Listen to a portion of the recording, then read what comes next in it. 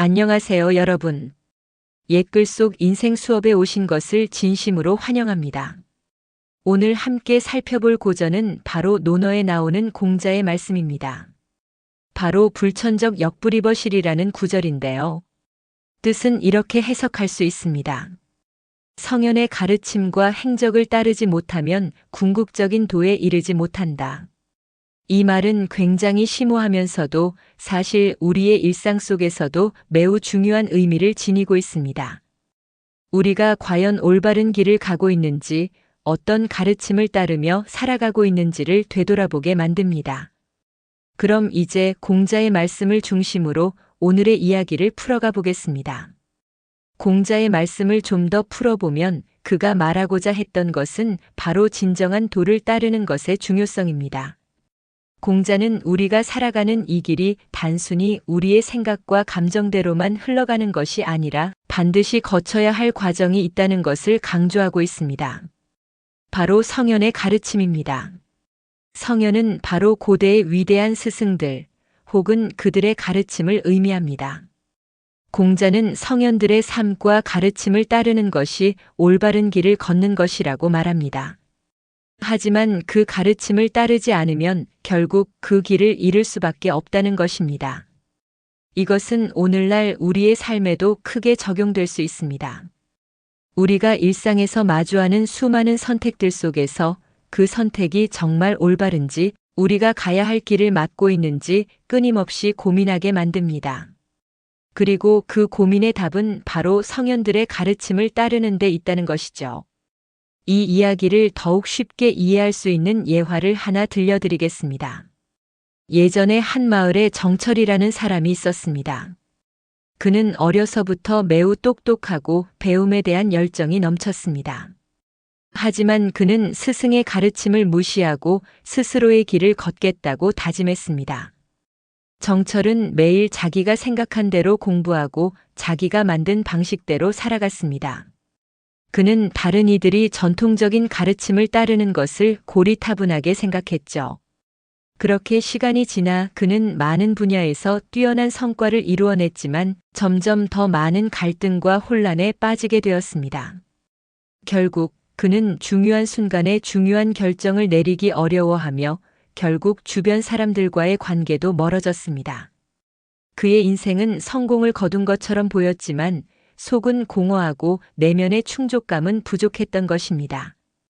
그가 만약 성현들의 가르침을 따랐다면 그가 겪었던 갈등과 혼란을 훨씬 더 쉽게 해결할 수 있었을 것입니다. 그는 이미 많은 지혜를 가졌지만 그것을 올바른 방식으로 활용하지 못했기에 결국 길을 잃고 말았던 것입니다. 이제 이 구절을 현대의 삶에 적용해 보겠습니다. 오늘날 우리는 누구나 많은 정보에 둘러싸여 살고 있습니다. 스마트폰, 인터넷, TV 등 매일같이 새로운 정보가 쏟아지죠. 하지만 이 정보들 속에서 진정으로 우리의 삶을 이끌어갈 만한 가르침을 찾는 것은 그리 쉬운 일이 아닙니다. 특히 요즘처럼 빠르게 변화하는 세상에서는 혼자서 모든 것을 해결하려는 생각이 종종 들기도 합니다. 이 시대에 맞는 나만의 방법을 찾아보려고 하는데 가끔 그것이 정말 올바른 길인지 헷갈릴 때가 많죠. 그럴 때 필요한 것이 바로 성현의 가르침입니다. 과거의 선배들이 남긴 지혜는 단순히 옛날 이야기나 전통에 지나지 않는 것이 아닙니다.